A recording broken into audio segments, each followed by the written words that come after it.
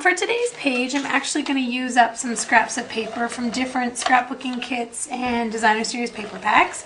So I've got a strip here of 1.5 by 12 inch brown cardstock designer paper.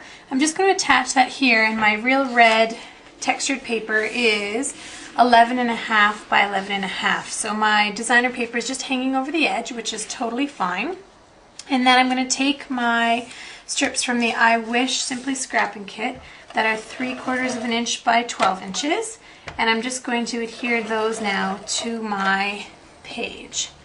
So this actually, for today's page, I was feeling a little, not uninspired, but I just needed something to go on.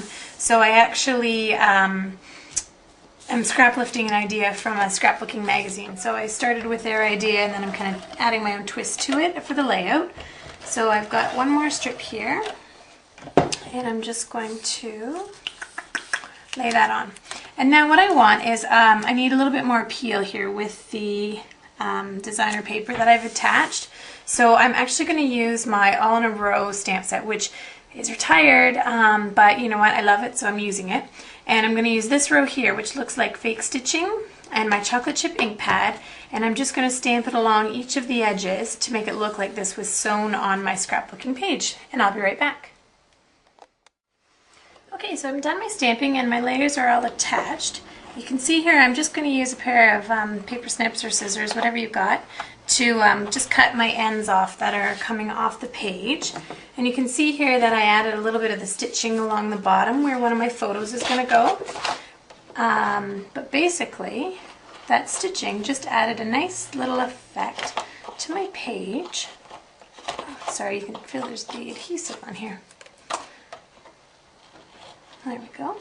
Okay, so you can see so far how my page is coming together. Now, my photos, I wanted a 5 by 7 photo here, but I didn't have a 5 by 7, so I cut a 3.5 inch tall by 5 inch wide, and I did 2 of these. So this is Mark getting a package of bungee cords for Christmas, which was like the highlight of his entire Christmas. So I'm going to just put these on here, and they're just layered on white because these are my predominant photos. It doesn't have to be white, but I just thought it would make it stand out. So that was my predominant. And then I actually just cut these 2 photos here. This one's going to go down in my corner with the stitching around it, and then this one just layered slightly on top. And I've got myself my very quick layout. Okay, so as I said, for this page, I'm actually using up scraps from my Wish Simply Scrapping Kit. Now I did add a little bit here. I added a line of the stitching along the bottom, and then this title, This Year I Wish, is actually from the Simply Scrapping Kit, so I'm just going to adhere that down. And then I added a couple of little border strips right on the photo here, and I did a little one down here underneath Mark's photo.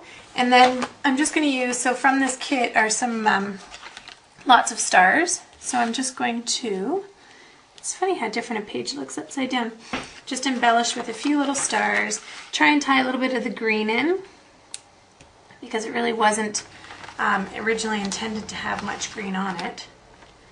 So I've got my stars down here. I'm going to add a couple of stars over here as well. And then really, I'm just going to then do my journaling just with my Stampin' Right marker down here about how excited Mark was to get these bungee cords for Christmas. So that is another really quick scrapbook page. Thanks for watching.